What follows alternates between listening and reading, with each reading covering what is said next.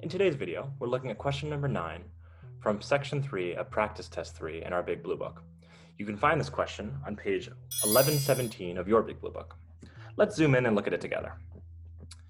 Kx minus 3y equals 4, 4x minus 5y equals 7.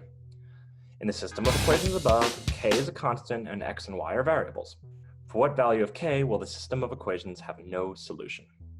So this is a very interesting question because it's a systems question, but it's asking for something weird. It's asking for no solution. Let's think about what that means for a second. When two lines have a solution, what that basically means is that they cross at some point. A line crossing another line. That's the solution. It's weird to think, but that's exactly what a systems is. Two lines crossing a solution. When two lines have no solution, what that means is that they never cross. This should start to ring a bell to you guys. Two lines never crossing are two parallel lines. And what do we know about parallel lines? We know that they have the same slope. Let's find the slope of one of these lines and match it up with the other. In order to find slopes, we need to get y alone into the y equals mx plus b form. So let's do that. On this bottom equation here, we can work on getting y by itself.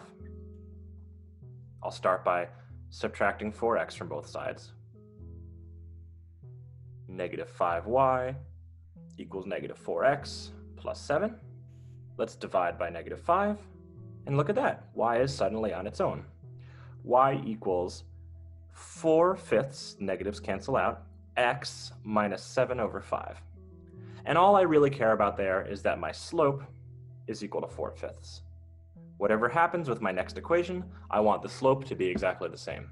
So let's find the next equation. I'm going to bring that down here in red. Kx minus 3y equals 4. Same deal. Subtract kx, subtract kx. That k is really annoying, but I'm kind of just going to ignore it for now. Negative 3y equals negative kx plus 4. Remember, we're going to replace that k with a real number soon. Let's divide by 3 on both sides. Or rather negative 3 on both sides.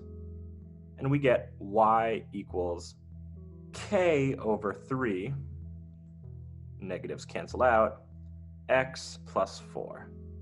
And look at that. K over 3 is my slope. Oh, sorry, that's plus negative 4 over 3. Not that I care. K over 3 is my slope.